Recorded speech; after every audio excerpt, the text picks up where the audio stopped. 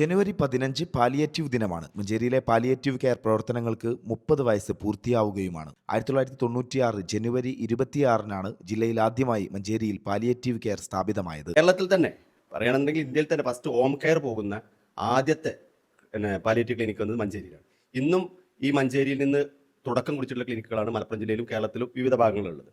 ഇപ്പോൾ 30 വർഷമായി, ഈ വർഷം 26-ാം തീയതിയോടുകൂടി 30 വർഷം പൂർത്തിയാകാണ് ശരിക്കും പാലിയേറ്റീവ് കെയർ. മഞ്ചേരി ജനുവരി 15-ന് ഈ 9 ക്ലിനിക്കുകളും സംയുക്തമായിട്ട് നടത്തുന്ന ഒരു ഫണ്ട് ശേഖരം എന്ന് മാത്രമല്ല, ഒരു ക്യാമ്പയിനാണ്.